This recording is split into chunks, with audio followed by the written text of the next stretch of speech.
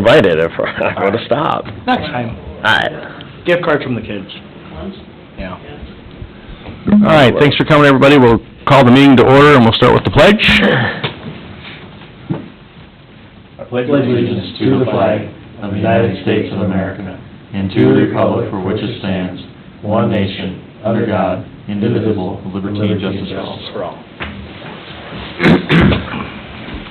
All right, welcome, everybody. We got a couple people missing. Tim's out. They had their baby last night. I think everybody here got the email, but last night, Nathaniel was brought into the world. One more citizen in Casson, Tim said, so population size needs to change. Linda's out sick tonight, so we'll be a little short. The approving the agenda, anything, Paul, to add or change? Dan? Nope. Okay. Entertain a motion to approve the agenda as presented. Make the motion to approve. Thank you, Ryan. Do I have a second? I'll second that. Thank you. All in favor? Aye. Opposed? Motion carries. Consent agenda. Any questions or comments on the consent agenda? Entertain a motion to approve. Thanks, Mel. Second. Second. Thank you. All in favor? Aye. Opposed? Motion carries. Thank you. I don't have any visitors tonight. Mayor's report. We got two things. Thank you.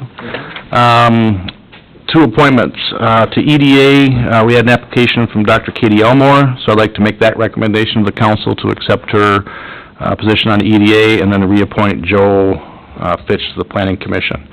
Any questions on that? Okay.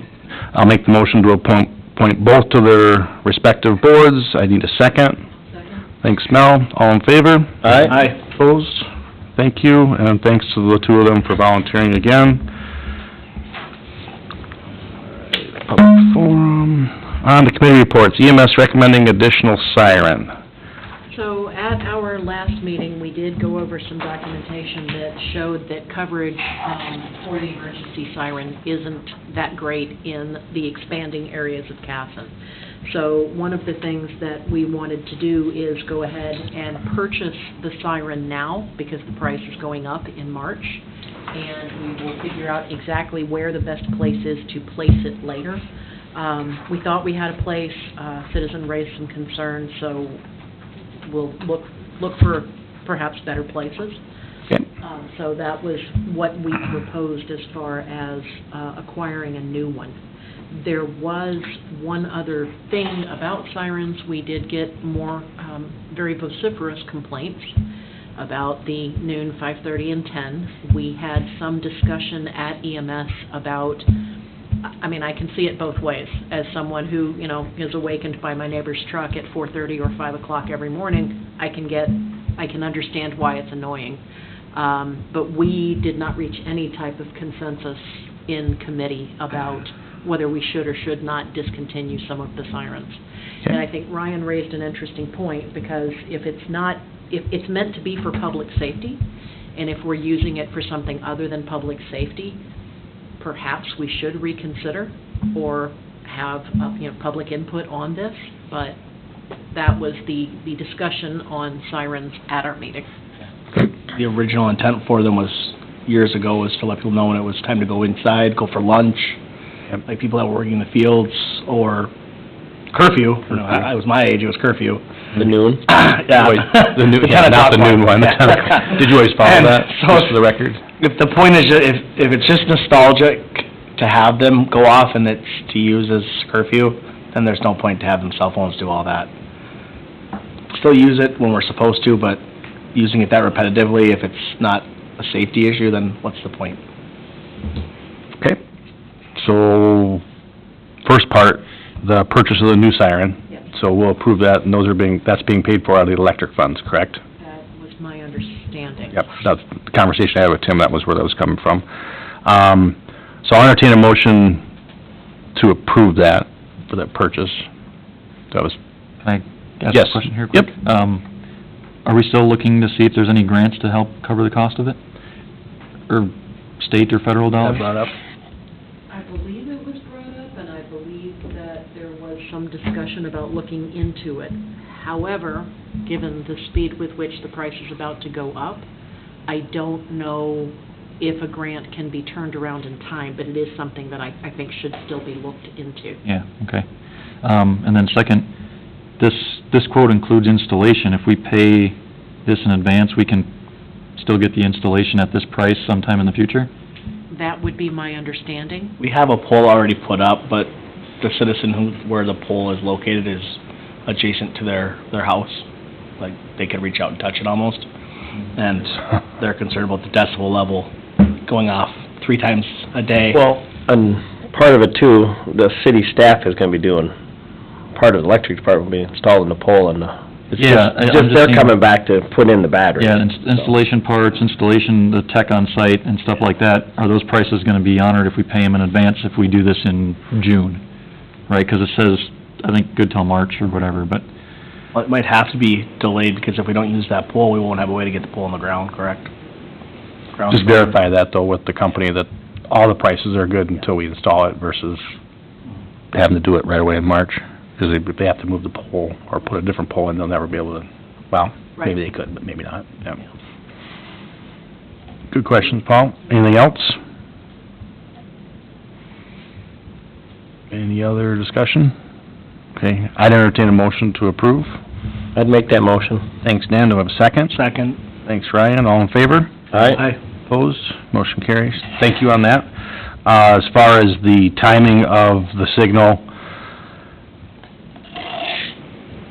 are you planning on bringing it up at your next meeting to have a more in-depth, or are we gonna just ask for public comment? 'Cause the only public comments I've ever gotten were from a few of our more experienced residents, is they like it 'cause that's just the way it's always been, and why would we change it? I'll venture a public comment and say I hate it. Oh, I don't. And then the other half I got is I hate it 'cause it's close to my house. I get both sides, but I think it's probably worth looking at, 'cause as we're growing, we're gonna have to install another one of these probably northeast in the next 12 months. And you need it close to the house so that if you I mean, I know when it's windy at my place, I can't hear them where I'm at. Yeah, and the goal is- I know it's gonna be going off at a certain time so I can listen for it, but if it was storming at 2 in the morning, I would never, siren go off, so. I think Tim had mentioned that the goal isn't for you to hear it in your house, it's for you to hear it when you're outside, so that you know to go back in your house. I think that's why they have it at Okay. the level they do. With modern technology, your phone's gonna beep at you, or you're gonna have something in your house Yep. that tells you there's a storm coming, but if you're outside, that's that alarm that tells you, hey, it's time to go back in. Okay, so I don't know, if we need to wait, you guys wanna bring a recommendation from EMS, or? We were looking to bring it back here, question mark? Well, I mean, I think we agree that, I think that our committee and the department we had is very representative of anybody that comes to a public hearing. So I think perhaps we should just go ahead and plan at some point in the future for a public hearing, because I do not see this being something that the members of the EMS committee are gonna reach Okay. a unanimous consensus on. So I'll make a note to get with Linda when she gets back, and we'll get that onto one of our agendas in February. We won't do it the next one, 'cause I don't know how long she's gonna be out sick, and Tim, but... You're talking specifically about the the time of, recurring time one, but what about the position of the new siren? Is that something you guys are gonna come back with a recommendation That's on? something that needs to be studied. My understanding was that we needed to look at other potential locations, acoustically speaking, to see where is the best place to get the maximum reach. Yeah, I would say, don't rule out potentially moving one of the existing ones. And that's also something that we discussed, Paul. Yeah. Paul. did you have one in mind? We did Yeah. discuss that, the fact that we kinda- could move some of the ones that we have and still have, 18th Street Coverage. Northwest. so, Yep, I hear you. I mean, you hear that one extremely well, I hear 3 or 4 different ones where I'm Yeah. at, so I... I don't hear can any. tell by different- I can hear 1 or 2, depending on the day. Well, Yeah, the water exactly. treatment facility was also looked at as a potential site as well. So I can hear the one that's by the fairgrounds, and I can hear the one up by Quick Trip. All right, so we'll order the one that we're gonna place somewhere, they'll study to where to move or place these things, and then sometime in February, we'll put it on the agenda and get it published that we're gonna consider, either keeping or axing the noon, 5:30, and 10 PM signals. 1, 2, or 3. I mean, Right, we could get all of them, one of them, 2 of them, whatever it would be, yeah, okay. All right, so I'll talk to Linda about getting that on the agenda in February. Thank you very much. Planning Commission, zoning, first one, zoning and comp plan amendment for Egan Company. That's right. So this is in regards to a proposed development by the Egan Company to construct an approximately 50,000 square foot building that will consist of manufacturing, office space, and also some outdoor spaces for outside storage. And so with this, there's two items. One is an ordinance to rezone from C3 Highway Commercial to I-1 Business Park Light Industrial. And then the other item is a resolution to re-guide the property from retail service commercial to industrial manufacturing business in the comp plan. So really, the proposed use fits better under those two designations, and due to the A&E Electric project right to the west of this property that was just changed to the same district and designation, really the effect of this would be an expansion of that district and designation. Okay, so we need to look at, the rezone and the re-guiding, okay? And planning and zoning is recommending to approve both of those, okay? And are those two separate? They're two separate. Two separate. Two separate resolutions, so you don't want those as one, okay? Is there any other comments from planning and zoning? No. Besides the recommendation, you guys have been through it? It makes sense, the light Yeah. of the I-1, you know, is not gonna be a very noisy or Sure. any real difference on the area, so. Okay, any questions from anybody not on planning and zoning? Maybe bringing in people from their Rochester crew, because they have a facility in Rochester, correct? They will be moving. Okay. So not an additional location, a new location. Good. Good for us. That's the way I understand it. They didn't say that, that was just, from other sources. Good. All right, That's awesome. it's a great addition to town. All right, so on the first one, I'll entertain a motion to approve the rezone. I'll make the motion. Thanks, Dan, do I have a second? Yeah, I'll second. Thanks, Paul. All in favor? Aye. Opposed? Carries. The next is the re-guiding of the property.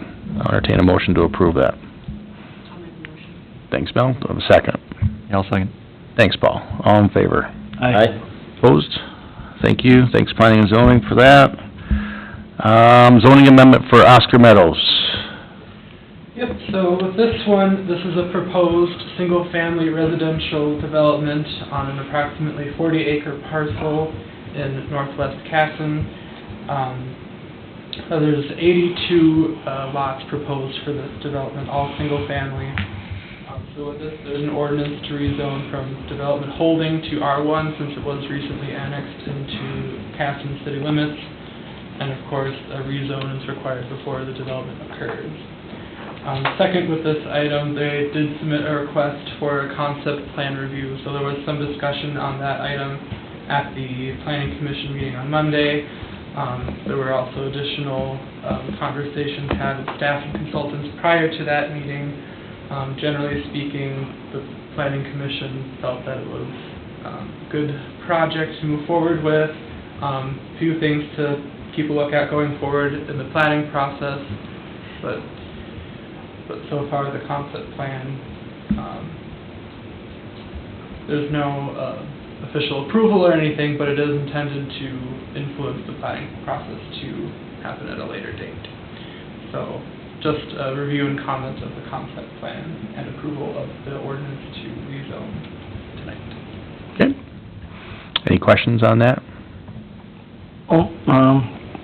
Is this where we can ask about the plan itself?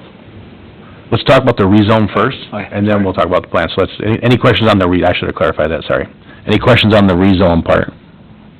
Okay, I'll entertain a motion to approve that. Entertain the motion to approve. Thank you. Do I have a second? I'll second that. Thanks, Dan. All in favor? Aye. Opposed? Okay, thank you.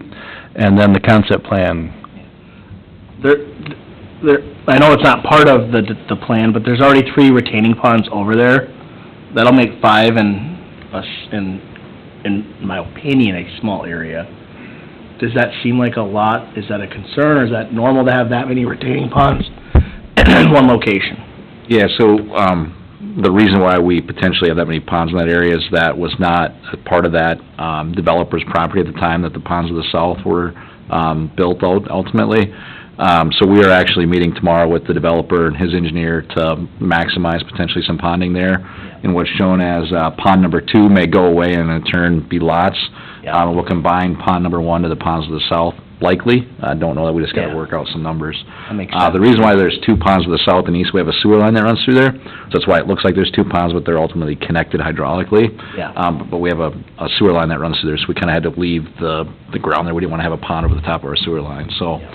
We're looking at it basically optimizing that the best we can. The reason why there's a pond to the far north end, which is labeled pond number 3, is because that's the way the water flows, so we can't pond upstream. So we are looking at also pond number 3, about maybe moving that and providing that, to the west to provide, more lots adjacent to the road that they're gonna build ultimately to 16th Street. So we're working on it, but good point, because less ponds we have to maintain, probably the better. We want some efficiencies with land usage and whatnot, so. Nice, that'd be We're nice. working on it. Yeah, if we could connect some of those, no, that's great. And then the dedicated parkland, that's gonna kinda be left the way it is, correct? It already has trees and foliage, just kinda leave that the way it is. I thought there was a discussion on that before, I think we talked about it before when this concept came up a while back. Yeah, and I don't know what the planning and zoning discussion was, if any, on that, or Ian, if you wanna jump in, or, I don't know if there was, or... Just briefly discussion, I mean, they've got the bike trail proposed for the side of the property. Whether or not to include it as parkland dedication, I think would come through during the plating process. Yeah, so the next step will be the preliminary plating process, but if there is comments now, might be good to get them out there. Our comp plan does talk about drainage ways, which, that is everything. I think what Ryan's referring to is the green far western part. So there is the kind of hashed area, there is a wetland/drainage way, so it's not really useful with respect to development, right? So our comp plan does say that that's a green corridor, and we do have a trail plan to the south to connect into Parkview Park area there. It's not called Parkview, but whatever the park is up there on Parkview. So the discussion we've had with the developer at this point is to provide that green space in there, whether it's be ponding and/or trail usage to connect that into the south, with the idea that that would be some sort of parkland dedication. So I think the next step when we get to preliminary plating is when we have those conversations and hash some of that out. But I think that fits. The other thing we have is there's a gas line that runs through there that kind of runs through the north side of Cass, and so that's going through there. So there's kind of drove some of the layouts that we had, so. I just asked because it's extremely windy in that area. I live off Parkview and 13th. Leaving those trees might really benefit the houses that you're developing towards the east, because it's very windy. Until Snow's property someday gets developed, it'll be a tough terrain over there, wind. And there's wetland and drainage way through there, so it's kind of, from a development, put a house on every single square foot, it's not really useful. So I think there's some potential give and take, and leave that as a greenway and keep some trees in there, I think is probably appropriate for the land, because it's gonna flood when it rains, so. Yeah, it does. Okay, that's all I had. Okay, thank you. Anybody else got anything on the concept plan? Do you need any other feedback, Ian, on that? Nope, that'll be it. That's good? Okay, thank you. Thanks, Tony. Yep, have a good night. Thank you. CUP for fence, the Kisslinger fence. That item was actually tabled by Tabled, the okay. planning commission. There was no official recommendation. Okay, perfect.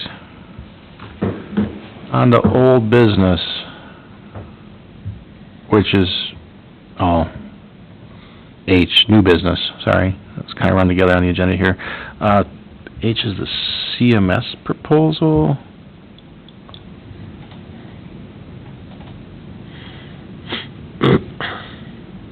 Did anybody have any questions on that? I know we were gonna be looking at some alternatives.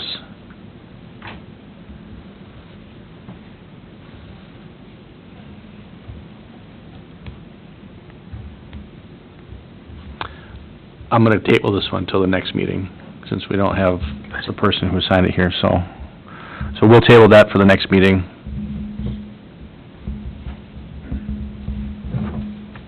Edge Apartments Development Agreement. All right, so that's included in your packet tonight, the development agreement and also the purchase agreement, both are drafts. The purchase agreement was included originally as part of the option agreement approved by council back in 2021, I believe, and then amended afterwards. And then the development agreement included in the packet is just fairly standard one that gets used for development. Okay. Any questions on that from anybody?